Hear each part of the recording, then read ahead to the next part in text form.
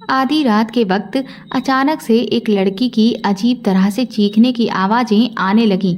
मैं एक शादीशुदा औरत थी और इस तरह की आवाज़ों को अच्छे से पहचानती थी, लेकिन समझ नहीं आ रहा था कि भला ऐसी आवाज़ें कहाँ से आ रही हैं। मैं तुरंत ही कमरे से बाहर निकली। चारों तरफ घना अंधेरा छाया था। तब महसूस हुआ कि ये तो छत से आवाज़ आ रही है। मुझे डर तो बहुत लग रहा था, लेकिन फिर भी हिम्मत करते हुए मैं छत की तरफ बढ़ती जा रही थी। लेकिन वहां चारों तरफ सिवाय अंधेरे के कुछ भी नहीं था। आवाज भी सन्नाटे में बदल गई थी। मैं जैसे ही पलटकर नीचे उतरने वाली थी, तभी एक बार फिर से वही आवाजें आने लगीं। तभी मैंने देखा कि छत के एक कोने पर एक कमरा बना था और ये आवाज वहीं से आ रही थी। मैंने जैसे ही उस कमरे को खोला तो मेरे होश उड़ चुके थे। मात्र 14 साल की एक लड़की के साथ वहां पर एक हट्टा कट्टा आदमी।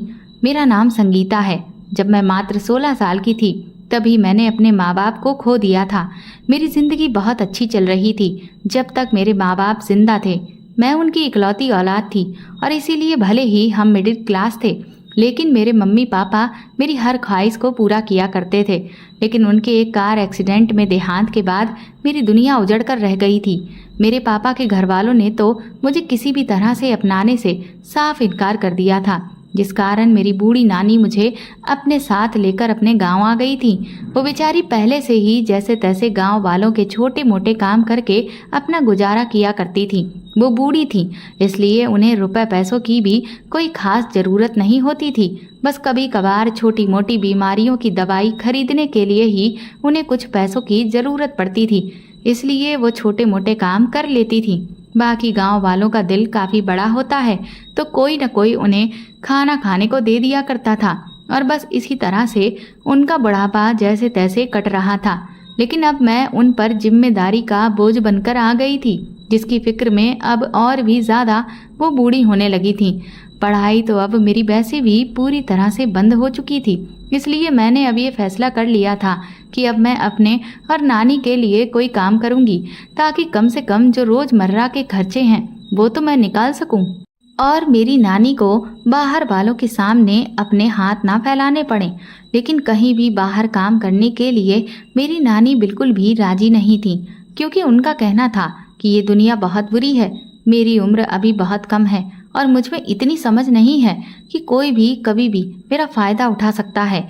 उनकी इस बात में पूरी तरह से सच्चाई थी, क्योंकि अब तक मैंने लोगों का सामना नहीं किया था, क्योंकि मेरे लिए हर चीज़ की जिम्मेदारी मेरे माँ बाप ने उठा रखी थी।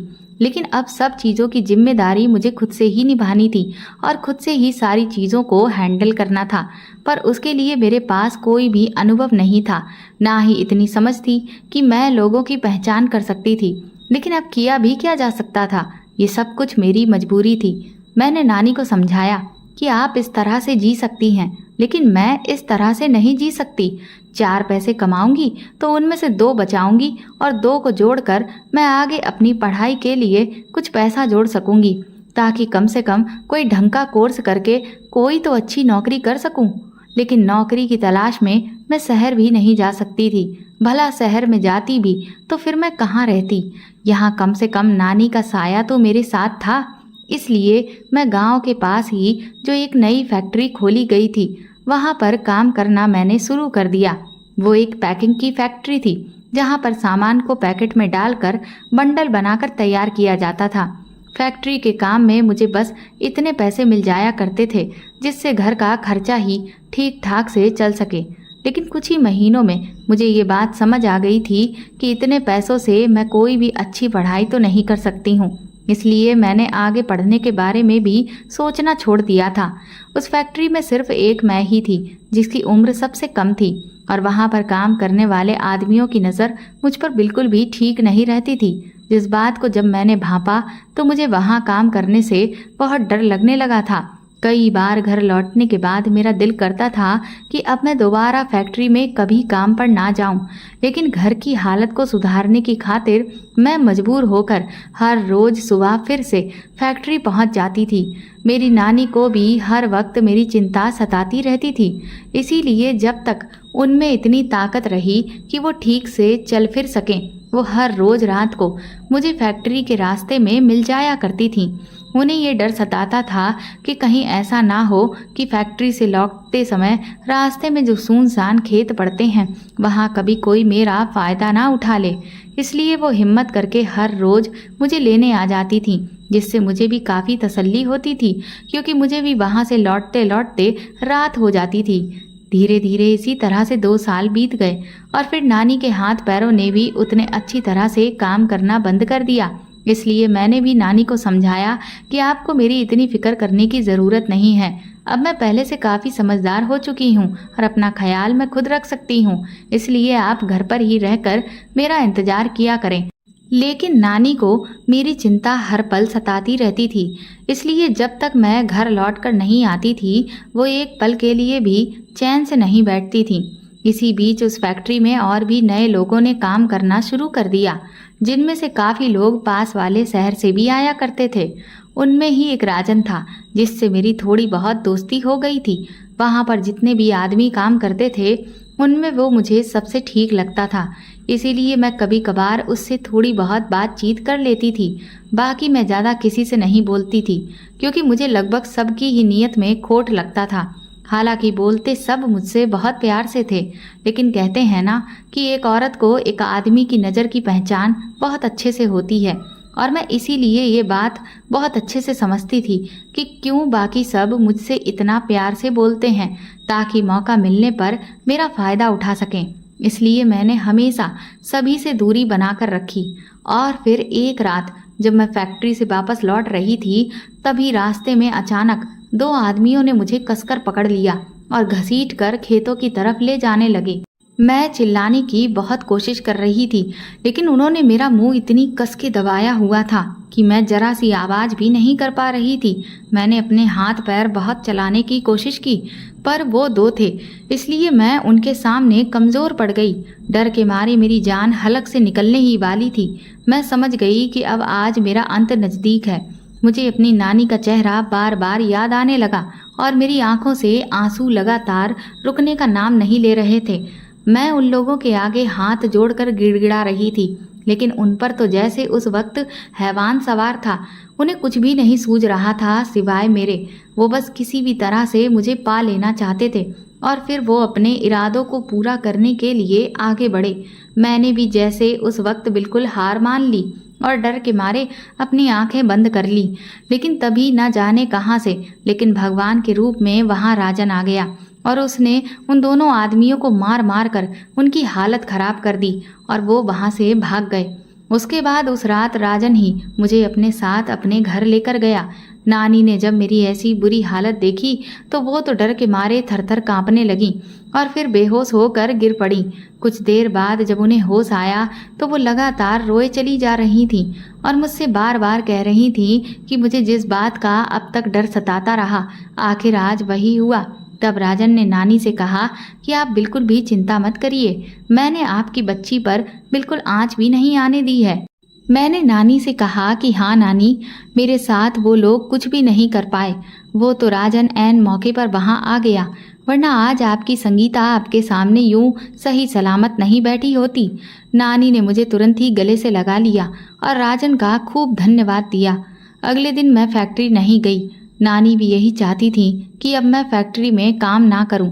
चाहती तो मैं भी ये थी, लेकिन एक तरफ मेरा डर था और दूसरी तरफ घर के हालात, और मुझे तो अभी तक ये भी नहीं पता था कि वो 2 आदमी कौन थे। जब वो एक बार मेरे साथ इस तरह की हरकत कर सकते थे तो वो दोबारा भी वही सब दोहरा सकते थे। मुझे कुछ भी समझ नहीं आ रहा था।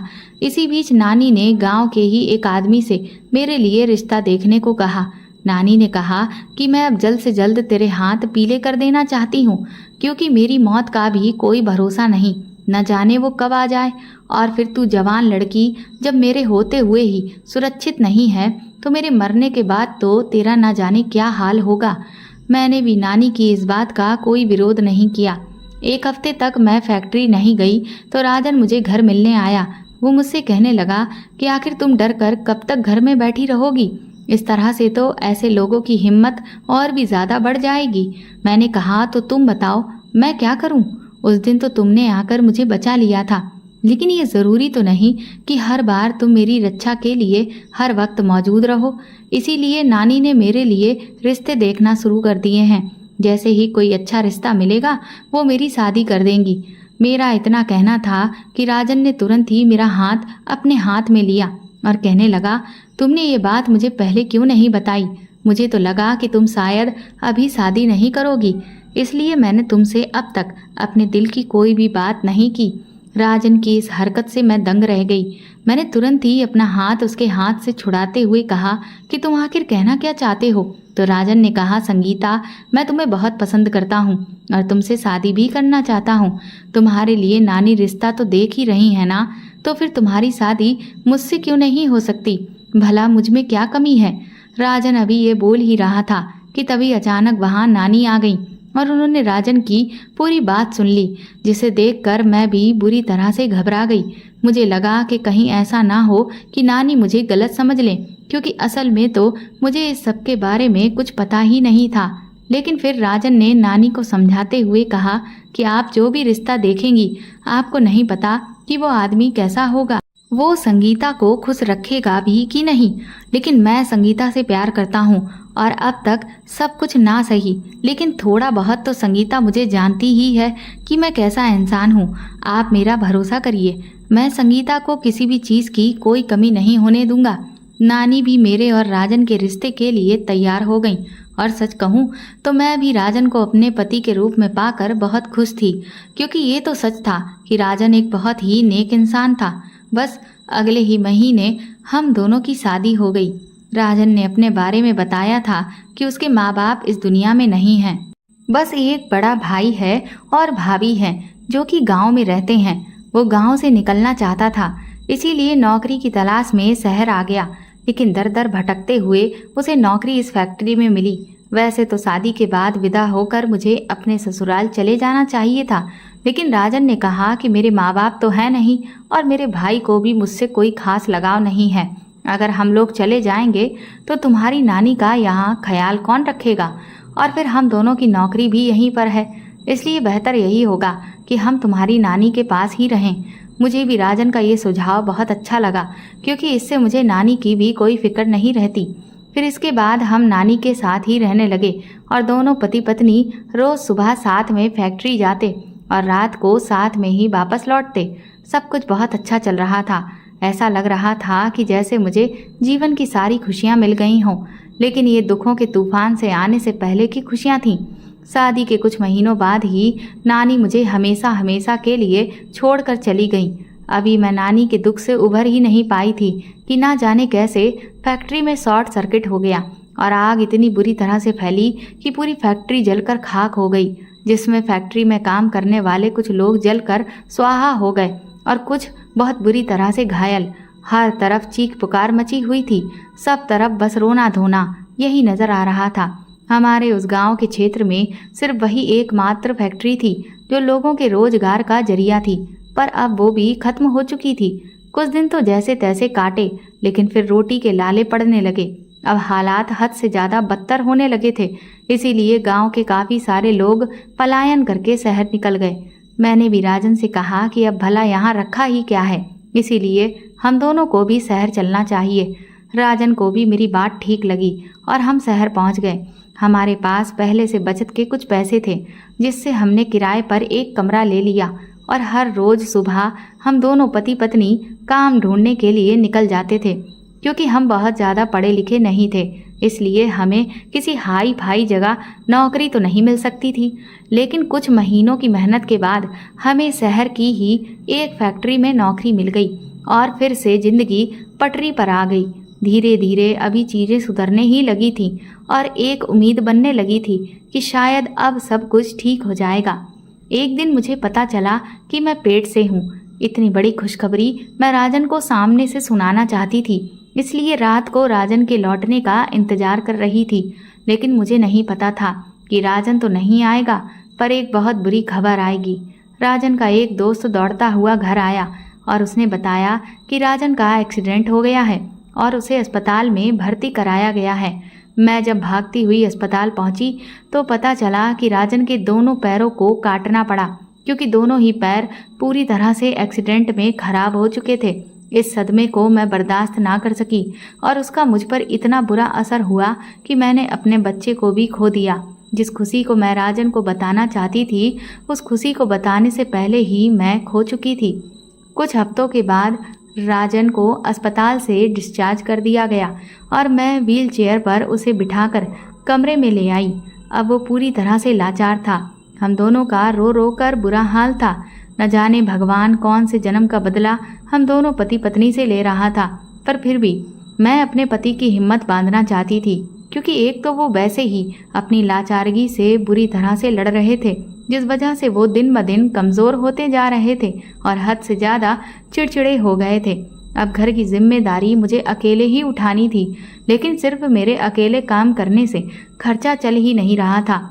इधर जैसे जैसे महीने बीत रहे थे, मकान के किराए का कर्ज भी हमारे सर पर बढ़ता जा रहा था, जिसे चुकाना हमारे लिए मुश्किल हो गया। मैंने राजन से कहा कि आखिर ऐसे हम अगर यहाँ रहकर कमाई करेंगे भी तो फ़ायदा क्या है, क्योंकि जितना भी कमाएंगे उससे कर्ज चुकाना भी बहुत मुश्किल पड़ रहा है। ऐसे तो हम पूरी तरह से बर्बाद हो जाएंगे। तब राजन ने कहा कि अब हमारे सामने कोई रास्ता नहीं है, इससे तो अच्छा यही है कि मैं तुम्हें अब तुम्हारे ससुराल ले चलूं। कम से कम वहाँ भैया भाभी हैं, तुम्हें भी भाभी के साथ बैठकर अपना दुख बांटने का कुछ मौका मिलेगा, और वहीं पर गांव में मैं कोई ऐसा काम देख लूँगा जो बैठे बैठे कर सकूं। ये सोचकर हम लोग अगले दिन ही राजन के गांव पहुंच गए। जैसे ही हम राजन के घर पहुंचे तो उसका घर देखकर मैं दंग रह गई थी। उसका घर बना तो सिर्फ 1 मंजिल का ही था, लेकिन वो काफ़ी बड़ा था। राजन की भाभी यानी मेरी जेठानी तो मुझे देखकर बहुत खुश हुई थी, लेकिन मेरे जेठ के चेहरे को देखकर साफ पता चल रहा था कि उन्हें हमारा यहाँ आना बिल्कुल भी पसंद नहीं आया। मुझे इस बात से हैरानी थी कि उन्हें अपने भाई की हालत पर भी कुछ खास दुख नहीं था। मैंने जब इस बारे में राजन से पूछा तो राजन ने बताया कि बड़े भैया शुरू से ऐसे ही रहे हैं, उन्हें सिर्फ अपनी अय्यासियों से ही मतलब रहा है। माँ बाप भी जब जिंदा थे तब भी उन्हें उनका कोई ख्याल नहीं था, और उसके बाद भी वो सिर्फ अपनी ख्वाहिशों को पूरा करने में ही लगे रहते हैं। अब जब तुम यहाँ रहोगी तो तुम खुद ही देखोगी कि वो किस कदर स्वार्थी इंसान है। मेरी भाभी बहुत सीधी है, उनकी भी कदर ये आदमी बिल्कुल नहीं करता। आए दिन घर में कलह होती है, और इसी वजह से मैं माँ बाबूजी के मरने के बाद इस घर को छोड़कर चला गया था। वरना भला तुम ही सोचो, जिसके पास इतना बड़ा घर हो वो शहर में जाकर क्यों किराए के मकान में रहकर इधर उधर फैक्ट्री के काम में धक्का खाए।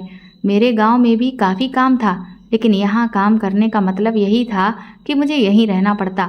लेकिन किस्मत तो देखो, अब मेरी मजबूरी है कि घूम फिर कर आखिर मुझे इस घर में ही लौटना पड़ा। मेरे जेठ की 3 बेटियां थीं, जिनकी उम्र में कुछ खास अंतर नहीं था। सबसे बड़ी बेटी 11 साल की थी और उससे छोटी 10 साल की और उससे छोटी 8 साल की। लेकिन वो तीनों बच्चियां बड़ी ही प्यारी थीं, पर वो अपने बाप से बहुत डरती थीं। मेरे जेठ जैसे ही घर में आते थे तो वो कोई एक कोना पकड़कर ऐसे दुबक जाती थीं जैसे कभी इस घर में रहती ही ना हो। उनकी जरा सी भी आवाज़ सुनाई नहीं देती थी। यहाँ तक कि मेरी जेठानी भी हर वक्त डरी सहमी सी और बहुत ही धीमी आवाज़ में बात करती थी। हम उस घर में रह जरूर रहे थे, लेकिन एक तरह से हमारे बीच बहुत कम बातचीत थी। घर के एक सिरे की तरफ वो लोग रहते थे और दूसरे सिरे की तरफ हम लोग। जब तक जेठ घर में रहते थे तब तक उनकी बेटियां और ना मेरी जेठानी हम लोगों में से किसी की तरफ देखती भी नहीं थी। लेकिन जेठ के जाने के बाद थोड़ा बहुत वो लोग हिम्मत करके हमसे बातचीत कर लेते थे। मेरे पति ने भी मुझे मना किया था कि मैं भी उनसे बहुत ज़्यादा मेल जोल ना बढ़ाऊं, क्योंकि अगर इस बारे में मेरे जेठ को गलती से भी पता चला तो मुसीबत मेरी जेठानी और उनकी बेटियों की ही बढ़ जाएगी। मैं भी नहीं चाहती थी कि मेरी वजह से उन लोगों को कोई परेशानी हो, इसलिए मैं भी हमेशा जेठ के होते हुए उनसे दूर रहने की ही कोशिश करती थी और यही दिखावा करती थी कि मेरा उनके परिवार से कोई लेना देना नहीं है। कुछ ही दिनों बाद मेरे पति को पास की एक फैक्ट्री में मोहर लगाने का काम मिल गया। उस फैक्ट्री में जो सामान होता था उस पर स्टैंप लगाई जाती थी, जिसमें सिर्फ बैठे बैठे ही काम करना था। इस वजह से उन्हें उस काम को मिलने में कोई दिक्कत नहीं हुई।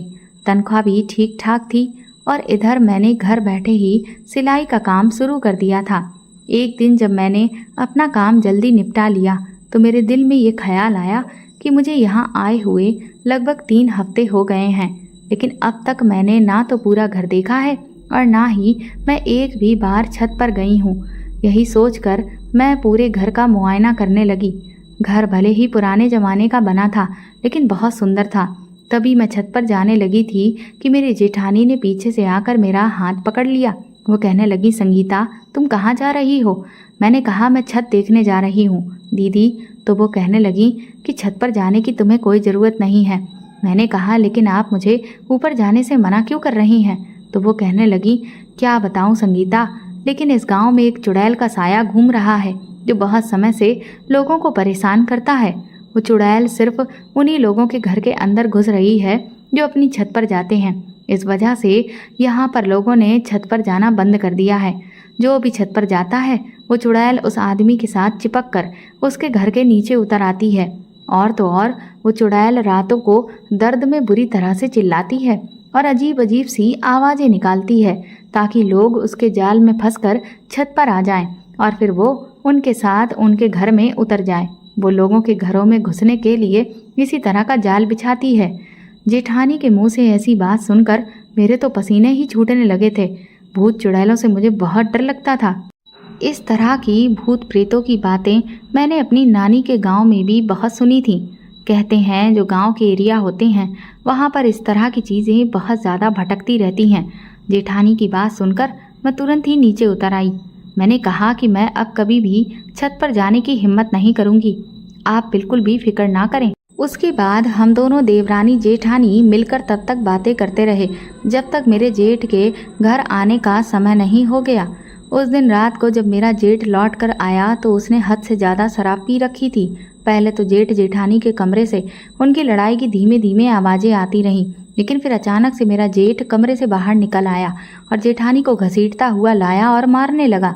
कहने लगा कि तूने आज तक मुझे सिर्फ और सिर्फ बेटियां ही दी हैं। मैं तुझसे कब से वंश चलाने वाला मांग रहा हूँ, लेकिन तू इतनी नामुराद है कि तूने मेरी जिंदगी खराब कर दी है और मेरा वंश उजाड़ कर रख दिया है। जी तो करता है कि मैं तेरी जान ले लूँ, खुद तो किसी काम की नहीं है और फिर मुझे इंसानियत का पाठ पढ़ा रही है। तेरी इतनी हिम्मत। ये कहते हुए मेरे जेठ ने जेठानी पर लात घूसों की बरसात कर दी। ये सब देखकर ना तो मुझसे रहा गया और ना ही राजन से। उस दिन पहली बार मैंने राजन को अपने बड़े भाई से कुछ कहते सुना। वो तुरंत ही जोर से चिल्लाए कि खबरदार, जो तुमने भाभी पर हाथ उठाया। तो मेरा जेठ राजन की तरफ घूर के देखते हुए बोला कि तू अपनी जुबान बंद रख। अगर हम पति पत्नी के बीच में बोला तो तेरी खैर नहीं, लंगड़ा कहीं का। पहले अपनी पत्नी को संभाल। शादी को इतने साल हो गए, एक चूहिया तक तो पैदा नहीं कर पाई और चला है मुझे सिखाने। जेठ के मुंह से इतनी घटिया बातें सुनकर मेरी आंखों से आंसू बहने लगे थे और राजन का भी चेहरा सफ़ेद पड़ गया था। मेरी जेठानी बुरी तरह से तड़प तड़प कर रो रही थी, लेकिन जेठ को उस पर जरा सा भी तरस नहीं आ रहा था और बेचारी तीनों बच्चियां एक कोने में खड़ी हुई थर थर काँप रही थीं। मुझे अपने जेठ पर इतना गुस्सा आ रहा था कि अभी उसका सर फोड़ दूं। ना जाने कैसा जानवर था जो इंसान को इंसान नहीं समझता था, जिसे इतना भी नहीं पता कि लड़का और लड़की ये तो सब ऊपर वाले का करम है। इसमें बेचारी मेरे जेठानी की क्या गलती? लेकिन कौन उस गंवार को ये बात समझाता? वो तो नशे में बस अपनी मर्दानगी मेरी जेठानी पर दिखाने की कोशिश कर रहा था। कुछ देर बाद जब वो जेठानी को पीट पीट कर थक गया तो आराम से जाकर चारपाई पर लेट गया और खर्राटे लेकर सोने लगा। मैं और राजन तुरंत ही जेठानी की तरफ आगे बढ़े और उन्हें सहारा देकर उठाया और कमरे में लेकर आए। वो मुझे बार बार कह रही थी कि तुम लोग मुझे सहारा मत दो, क्योंकि मेरे पति को पता चल गया तो वो तुम लोगों को भी नहीं छोड़ेगा। मैंने उनसे कहा कि आखिर कब तक यूं डर डर कर जियोगी? तो वो कहने लगी, और मेरे सामने कोई रास्ता भी तो नहीं है। तुम ही बताओ, अगर तुम्हारे जेठ ने मुझे छोड़ दिया तो मैं इन तीनों छोटी बच्चियों को लेकर कहाँ जाऊंगी? बाप का साया अगर इनके सर पर नहीं होगा तो बाहर न जाने कितने चील कौए हैं जो गिद्ध की नज़र रखे हैं और इन्हें नोच खाने को तैयार बैठे हैं। जेठानी की बात सुनकर मैं भी फूट फूट कर रोने लगी और राजन भी, बेचारे बुरी तरह से रो रहे थे। मैं यही सोच रही थी कि हम सब कितने मजबूर हैं। हम दोनों पति पत्नी जो बस एक औलाद की खातिर तरस रहे हैं। लेकिन हमें औलाद नसीब नहीं। और एक मेरा जेठ है जिसके पास 3-3 औलादें हैं, लेकिन उसे उनकी कदर नहीं। उसे तो बस लड़का चाहिए। कुछ दिन तक तो मेरी जेठानी बिस्तर से भी नहीं उठ पाई। इसीलिए मैं खाना बनाकर छुपा कर उनको और उनकी बेटियों को खिलाती रही, और मजबूरन जेठ के लिए भी मुझे खाना रखना पड़ता था, क्योंकि अगर मैं उस दरिंदे के लिए खाना नहीं रखती तो इसकी सज़ा भी वो मेरी जेठानी को ही देता, और मैं अब उन पर और जुल्म बर्दाश्त नहीं कर सकती थी। कुछ दिनों बाद मेरी जेठानी ठीक हो गई थी।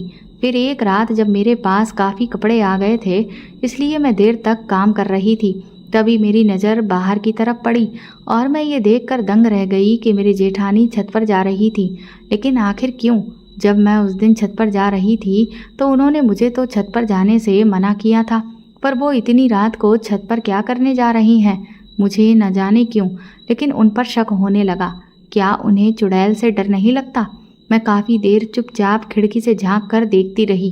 तकरीबन आधे घंटे के बाद जेठानी दबे पांव वहां से नीचे उतर आई और अपने कमरे में चली गई। मुझे ये पहेली समझ नहीं आ रही थी। फिर अगली रात जब मैं गहरी नींद में सो रही थी तो अचानक मुझे किसी लड़की के अजीब तरह से चिल्लाने की आवाज़ सुनाई देने लगी। ये आवाज़ें किस तरह की थीं मैं बहुत अच्छे से समझती थी, क्योंकि मैं खुद एक शादीशुदा औरत थी और हर शादीशुदा औरत इस तरह की आवाज़ों से वाकिफ़ होती है, जिससे मुझे अजीब लगने लगा, क्योंकि ये आवाज़ें मेरी जेठानी की तो नहीं थीं, बल्कि ये किसी कम उम्र लड़की की लग रही थीं। भला इस घर में ऐसा कौन था? डर के मारे मैं तुरंत बाहर निकली, पर वो आवाज़ें कहाँ से आ रही थीं ये समझ नहीं आ रहा था। बीच आंगन में आकर जब मैं खड़ी हुई तो मुझे लगा कि आवाज़ तो छत से आ रही है, और जैसे ही मुझे इस बात का एहसास हुआ, तुरंत ही जेठानी की वो चुड़ैल वाली बात मेरे दिमाग में घूम गई और मैं डर के मारे कांपने लगी। इसका मतलब मेरी जेठानी बिल्कुल सच कह रही थी। आज वो चुड़ैल मेरे घर की छत पर आ चुकी थी और हम लोगों में से किसी को अपने जाल में फंसाने की कोशिश कर रही थी। मैं तुरंत ही भागकर अपने कमरे में आई और दरवाजे को अंदर से बंद कर लिया। राजन अभी भी गहरी नींद में सो रहे थे, लेकिन उस चुड़ैल की आवाज़ें आना बंद ही नहीं हो रही थीं, बल्कि ये आवाज़ें और भी ज़्यादा बढ़ती चली जा रही थीं। मैंने अपने कानों पर हाथ रख लिया, क्योंकि मुझे ये आवाज़ बर्दाश्त नहीं हो रही थी। डर के मारे मेरा दिल बुरी तरह से धड़क रहा था। मैं काफ़ी देर अपने बिस्तर पर सिकड़ी हुई बैठी रही। फिर ना जाने कितनी देर के बाद वो आवाज़ आना बंद हुई। तब जाकर मुझे सुकून मिला और मैं सोने के लिए लेटी। जैसे ही सुबह मेरा जेठ घर से बाहर गया, मैं तुरंत ही जेठानी के पास पहुंची और मैंने उनसे रात वाला पूरा वाकया बता दिया, जिसे सुनकर उनकी आंखें फटी की फटी रह गईं। वो मुझसे कहने लगी, संगीता, तो तुम आवाज़ सुनकर छत पर तो नहीं गई थी ना? मैंने कहा, नहीं नहीं, आपने उस दिन मुझे सब कुछ बता दिया था, और मैं क्या पागल हूँ जो खुद जानबूझकर मौत के मुंह में जाती? इसीलिए मैं छत पर बिल्कुल भी नहीं गई। मेरी इस बात को सुनकर जेठानी ने राहत की सांस ली। वो कहने लगी, तुमने बिल्कुल सही किया। अगर दोबारा से कभी भी तुम्हें ऐसा कुछ सुनाई दे या महसूस हो, तब भी कभी भी भूल कर छत पर मत जाना। उनके ऐसा कहने पर मुझे तुरंत याद आया कि अभी कुछ दिनों पहले मैंने तो खुद जेठानी को रात को छत पर जाते हुए देखा था, इसलिए मैंने उनसे जिज्ञासा बस पूछ लिया, लेकिन दीदी, अभी कुछ दिन पहले आपको मैंने छत पर जाते देखा था। मेरी इस बात से जेठानी के हाथ में पकड़ा हुआ बर्तन नीचे जमीन पर गिर गया और वो बुरी तरह से सकपका गई, बिल्कुल ऐसे कि जैसे मैंने उनकी चोरी पकड़ ली हो। वो लड़खड़ाती हुई जुबान में मुझसे कहने लगी, नहीं नहीं संगीता, ये तुम क्या कह रही हो? भला मैं ऐसा क्यों करूँगी? मुझे तो अच्छे से पता है कि छत पर जाना कितना खतरनाक हो सकता है, तो मैं जानबूझकर छत पर क्या करने जाऊंगी? मैंने कहा कि पर ये सब मैंने अपनी आंखों से देखा था, मैं सच कह रही हूँ। तो जेठानी मुझ पर दबाव बनाते हुए कहने लगी कि ये ज़रूर तुम्हारा वहम होगा।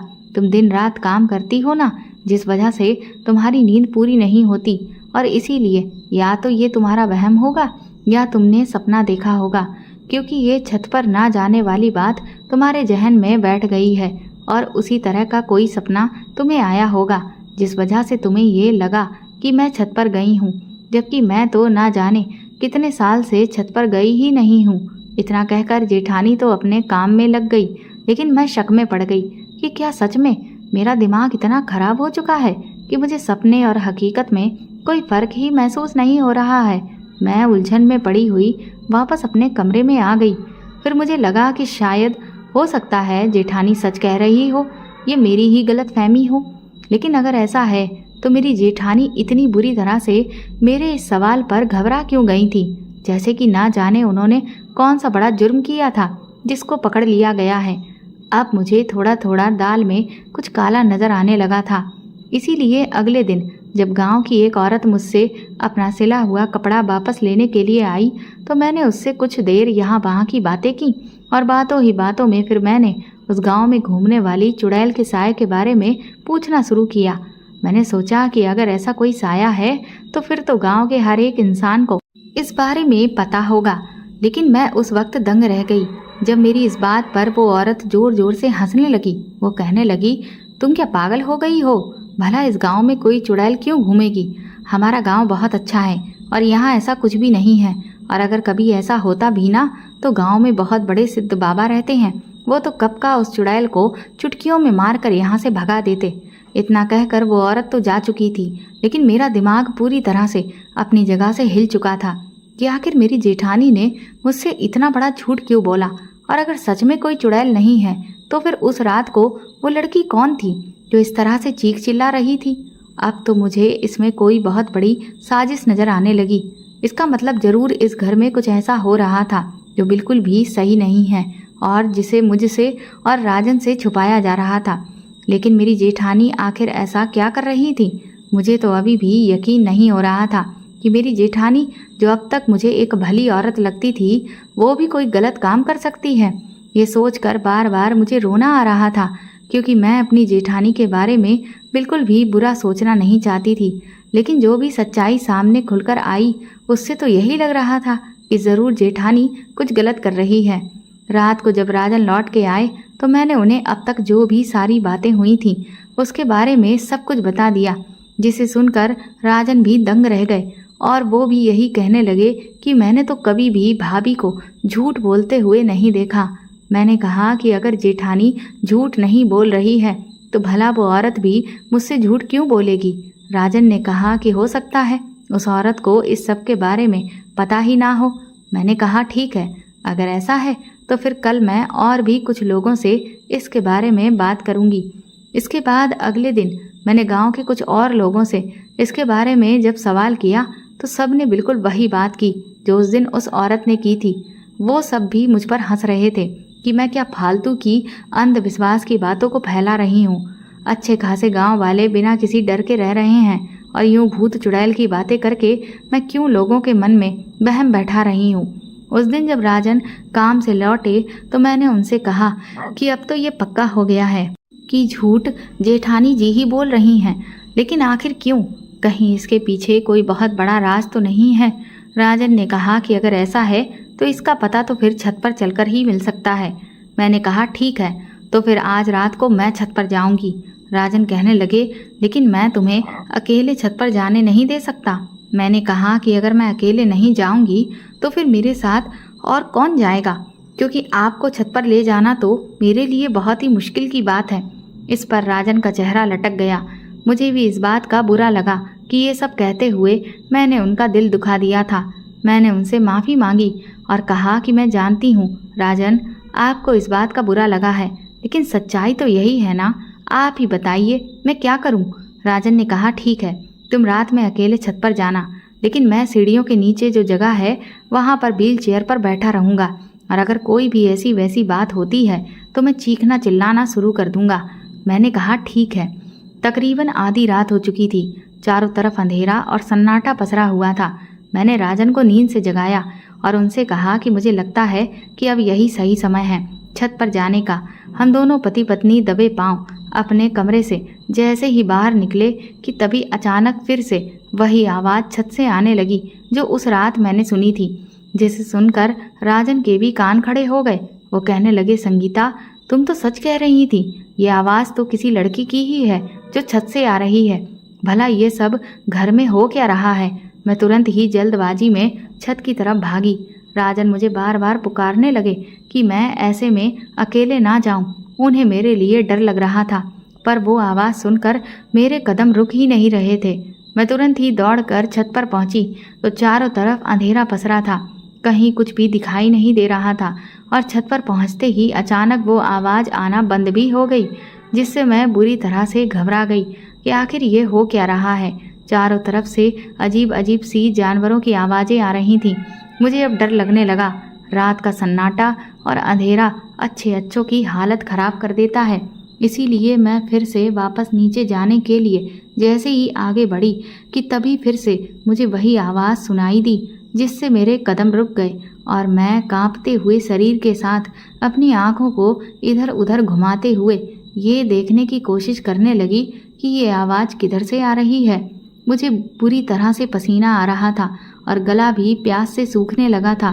कुछ देर सुनने के बाद ये समझ आया कि आवाज़ छत के दूर एक किनारे पर बने कमरे से आ रही थी। मैं डरते कदमों के साथ वहां पहुंची तो दरवाज़ा हल्का सा खुला नजर आया और जैसे ही मैंने हिम्मत करके उस दरवाजे को खोला तो मेरे होश उड़ चुके थे। अंदर का नज़ारा किसी भी इंसान का दिल दहला देता। वहाँ पर एक 14 साल की लड़की मुझे सामने दिखाई दी, जो जंजीरों में लिपटी हुई थी और जिस पर एक आदमी भी उसके साथ उस वक्त। वो मंजर देखकर मुझे उस वक्त की याद आ गई जब उस रात मुझे वो 2 आदमी पकड़कर खेतों की तरफ घसीट कर ले गए थे। आज मेरी आंखों के सामने ठीक वही नज़ारा था। वो बेचारी दुबली पतली सी छोटी लड़की थी और ये आदमी हद से ज़्यादा हट्टा कट्टा था। वो बुरी तरह से चिल्ला रही थी, लेकिन उस आदमी पर कोई असर नहीं था। उसे उसकी तकलीफ नज़र ही नहीं आ रही थी। बस वो तो अपनी धुन में खोया हुआ था। उसे सिर्फ अपनी इच्छा से मतलब था। ये देखकर मेरे अंदर गुस्से की ज्वाला फूट पड़ी और तभी मेरी नज़र पास ही रखे हुए एक डंडे पर पड़ी और मैं उस आदमी पर वो डंडा लेकर टूट पड़ी। उस आदमी को भी मेरे वहाँ पर आने का बिल्कुल भी पता नहीं चला था, जिस वजह से वो संभल नहीं पाया और मेरे 2-3 बार में ही वो वहीं बेहोश होकर गिर गया। लेकिन जैसे ही वो बेहोश होकर गिरा और मैंने उसका चेहरा देखा तो मेरे पैरों तले से ज़मीन निकल गई थी, क्योंकि वो आदमी और कोई नहीं बल्कि मेरा जेठ ही था। तब तक नीचे मेरे पति ने चिल्ला कर शोर मचा दिया था, जिससे मेरी जेठानी और उनकी बच्चियां भी जाग गई थीं। मैंने उस बेचारी लड़की को उन जंजीरों से आज़ाद किया और उसकी हालत ठीक की। उसके अस्त व्यस्त कपड़ों को ठीक किया और उसे सहारा देकर नीचे लेकर आई। उसकी हालत इतनी खराब थी कि उससे ठीक से चला भी नहीं जा पा रहा था और उसे बहुत बुरी तरह से चोटें आई हुई थीं। मैं उसे जैसे ही नीचे लेकर आई, मेरी जेठानी के चेहरे का रंग पीला पड़ गया था और आंखें फटी की फटी रह गई थीं। मैंने जैसे ही उन्हें देखा तो गुस्से से मेरी आंखें और भी ज़्यादा लाल हो गईं। मैं उस बच्ची को कमरे में लेकर गई। उसके काफ़ी खून निकल रहा था, जिसे देखकर मेरे पति भी समझ चुके थे कि उसके साथ क्या हुआ है, जिसे देख वो भी गुस्से में चिल्लाने लगे कि हमारे घर में इतना घटिया काम भला कौन कर रहा था। मैंने तुरंत ही चिल्लाकर कहा कि और कौन, इस घर में आखिर एक ही तो जानवर है, आपका बड़ा भाई। अपने भाई का नाम सुनते ही मेरे पति दंग रह गए। उन्होंने तुरंत ही मेरी जेठानी की तरफ घूरती हुई नज़रों से देखा तो जेठानी थरथर कांपने लगी। मैंने उस बच्ची को उपचार दिया और फिर चादर उड़ाकर चुपचाप लिटा दिया। वो डर से बुरी तरह से कांप रही थी। मैंने जेठानी से कहा कि आपको ये सब पता था ना, लेकिन फिर भी आपने अपने पति की इतनी घटिया करतूत को छुपा कर रखा, आखिर क्यों? और इसीलिए आप मुझे चुड़ैल वाली बात का झूठ बताकर बेवकूफ़ बनाने की कोशिश कर रही थी, ताकि मैं कभी भी छत पर ना जाऊं और आपके पति की इतनी गंदी करतूत कभी भी सामने ना आए। मुझे आपसे ये उम्मीद नहीं थी। मुझे तो लगता था कि मेरा जेठ ना सही, लेकिन जेठानी एक अच्छी इंसान है, लेकिन आप भी अपने पति के जैसी ही निकली। आपको ये सब करते हुए शर्म नहीं आई? कैसी औरत हैं आप? आपका पति आपके होते हुए किसी और के साथ, और आप उसका इस काम में साथ भी दे रही थी। और तो और आपकी खुद की 3 बेटियां हैं, ये भी आपकी बेटी की ही उम्र की है, तो भी आपको इस बच्ची पर जरा सा भी रहम नहीं आया। जेठानी का तो रो रो कर बुरा हाल हो चुका था। वो अपना सर पकड़कर वहीं जमीन पर बैठ गई और कहने लगी कि मेरे तो कर्म ही फूट चुके हैं। मैं जानती हूँ कि मैंने बहुत बड़ा पाप किया है, लेकिन ये सब कुछ मेरी मजबूरी थी, क्योंकि अगर मैं इस पाप में अपने पति का साथ नहीं देती तो वो मेरी बच्चियों को मार डालता। उसने मुझे खुली धमकी दी थी कि अगर मैंने उसका विरोध किया या उसकी इस हरकत के बारे में किसी को भी भनक लगने दी तो वो मुझसे मेरी बच्चियों को छीन लेगा। मेरे जीवन में वैसे भी कोई खुशी नहीं है सिवाय मेरी बच्चियों के। अगर मेरी बच्चियों को कुछ हो जाता तो मैं तो जीते जी ही मर जाती। मैंने कहा कि लेकिन आखिर आपका पति इस बच्ची पर इतना जुल्म क्यों कर रहा था? आज मुझे सब कुछ सच सच जानना है। तब मेरी जेठानी ने जो हकीकत बयां की उसे सुनकर हम सबके होश उड़ गए थे। जेठानी ने बताया कि मुझे लगातार 3 बेटियां हुई थीं, लेकिन इस आदमी को अपना वंश बढ़ाने वाला चाहिए था। इधर डॉक्टर ने भी साफ कह दिया था कि अब अगर अगला बच्चा मैंने पैदा किया तो मैं जान से हाथ धो बैठूंगी और इसकी भी कोई गारंटी नहीं है कि वो बच्चा भी जिंदा बच पाएगा। जिस वजह से ये आदमी पूरी तरह से बौखला गया था, क्योंकि उसे हर हाल में बेटा चाहिए था।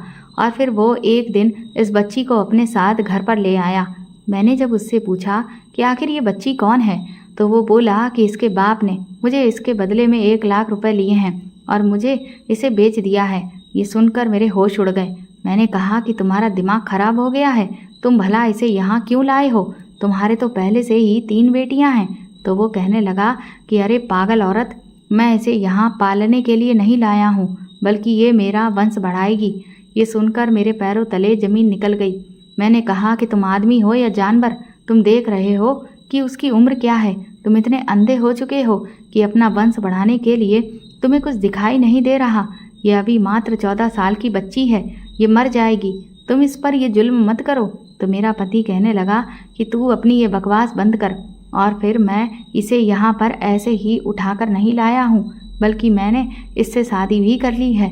मुझे एक डॉक्टर ने कुछ दवाइयों के बारे में बताया है जो ये कुछ महीने तक खाएगी तो ये अपनी उम्र से ज़्यादा बड़ी हो जाएगी और फिर ये मुझे मेरा वंश चलाने वाला देगी। मैंने अपने पति को ये जुल्म करने से बहुत मना किया, लेकिन उसने मेरी एक भी नहीं मानी। मेरे विरोध के बदले में मुझे हर रोज़ मार मिली और फिर उसने मुझे सख्त हिदायत दी कि मुझे खुद इस लड़की को हर रोज़ दवाई देनी है ताकि वो जल्द से जल्द बड़ी हो जाए और फिर मेरे पति को बेटा पैदा करके दे। मैं मजबूरन इस लड़की को वो दवाई पहले तो कुछ दिन तक देती रही, लेकिन फिर मैंने चुपके से उसे दवाई को देना बंद कर दिया, ये सोचकर कि जब मैं इसे दवा दूंगी ही नहीं तो उससे इसमें कोई भी परिवर्तन नहीं आएगा, तो मेरा पति इसकी ज़िंदगी खराब नहीं करेगा और ये भी बच जाएगी। लेकिन ये मेरी गलतफहमी थी, क्योंकि मेरा पति इंसान नहीं हैवान है। कुछ महीनों के इंतजार तक उसने जब ये देखा कि दवा का इस लड़की पर कोई असर ही नहीं हो रहा है तो उसने फिर इसके साथ इसी तरह से अपने मंसूबों को पूरा करने का ठान लिया। मैंने अपने पति को बहुत मना किया कि तुम ये बहुत बड़ा पाप कर रहे हो, और जब मैं डटकर इस बच्ची के सामने खड़ी हो गई तो उसने मुझे साफ कहा कि अब मुझे इस लड़की या अपनी बच्चियों में से किसी एक को चुनना है, क्योंकि अगर मैं उसके इरादों के रास्ते में आई तो वो मेरी तीनों बच्चियों को जान से मार देगा। अपनी बच्चियों की ज़िंदगी की खातिर मैं कमज़ोर पड़ गई। कुछ दिनों बाद जब हमें खबर मिली कि तुम लोग यहाँ आ रहे हो तो मेरे पति को ये बहुत बड़ी मुसीबत लगने लगी। फिर उसने मुझसे कहा कि मैं कोई भी पैंतरा अपनाऊं, लेकिन इस सब के बारे में राजन को गलती से भी पता नहीं चलना चाहिए, क्योंकि मेरे पति को ये बात बहुत अच्छे से पता थी कि अगर राजन को ये बात पता चल गई तो वो इस आदमी को हरगिज नहीं छोड़ेगा।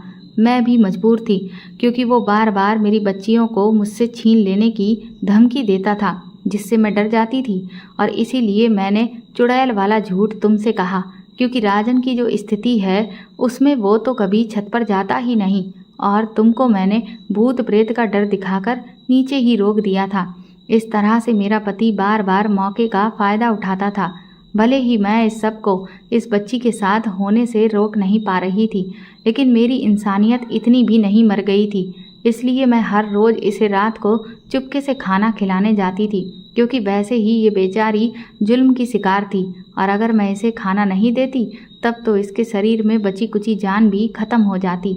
ये सब सुनकर हम सबका खून पानी हो गया था। हमने कभी सपने में भी नहीं सोचा था कि हमारी नाक के नीचे एक बच्ची के साथ इतना बुरा जानवरों जैसा सलूक किया जा रहा था, और हमें भनक तक नहीं थी। ना जाने वो बच्ची कब से इस सब को बर्दाश्त कर रही थी, सिर्फ इसलिए क्योंकि ना तो उसके बाप ने उसे इंसान समझा और ना ही इस आदमी ने। हमने तुरंत ही पुलिस को फ़ोन करके सब कुछ बता दिया, और पुलिस उस बच्ची को अस्पताल लेकर गई। उसकी सारी मेडिकल जांचें हुई। जिनमें ये साफ पता चल गया कि उसके साथ क्या क्या हुआ था। इसके बाद मेरे जेठ को गिरफ्तार कर लिया गया। कुछ दिन तक उस लड़की का इलाज सरकारी अस्पताल में चला। फिर मैं उसे अपने साथ घर ले आई। उस लड़की का अब कोई सहारा नहीं था, इसलिए राजन और मैंने उसे अपना लिया था। हम दोनों पति पत्नी मिलकर उस बच्ची को उसके दुखों से बाहर निकालने की पूरी कोशिश करते हैं, लेकिन उस लड़की पर जो भी बीती है वो शायद ही है जो पूरी ज़िंदगी में कभी भूल पाए। पर फिर भी बीते वक्त के साथ अब उसने हमारे साथ घुलना मिलना शुरू कर दिया है और वो मेरे जेठ की बच्चियों के साथ खेलने भी लगी है। जेठ को जब से जेल हुई है तब से घर में ऐसा लगता है कि जैसे खुशहाली और सुकून आ गया है। मेरी जेठानी को भी इस बात का कोई गम नहीं कि उनके पति अब उनके साथ नहीं हैं, क्योंकि ऐसे पति के होने से तो अच्छा है कि पति ना हो। मैंने अपने कुछ बचे हुए पैसों से जेठानी को एक भैंस खरीदवा दी है, जिससे उन्होंने गांव में दूध का छोटा सा व्यापार शुरू किया है और अब वो अपनी बेटियों को सरकारी स्कूल में पढ़ा रही है, क्योंकि जेठ के होते हुए वो अपनी बेटियों को पढ़ा भी नहीं पा रही थी। सब कुछ बहुत अच्छा चल रहा था कि इसी बीच फिर एक खबर आई कि मेरे जेठ को अचानक से हार्ट अटैक हुआ और उनकी मौत हो गई। बुरे कर्मों की सज़ा मेरे जेठ को मिल चुकी थी। अब हम सब एक परिवार की तरह मिलजुल कर हंसी खुशी रह रहे हैं। तो दोस्तों, आपको मेरे द्वारा लिखी हुई ये कहानी कैसी लगी कमेंट करके ज़रूर बताएं और इस कहानी को ज़्यादा से ज़्यादा शेयर और लाइक करके मेरे चैनल को सपोर्ट करें। साथ ही बेल आइकन को दबा दें ताकि आपको टाइम पर नोटिफिकेशंस मिलती रहे। Thank you.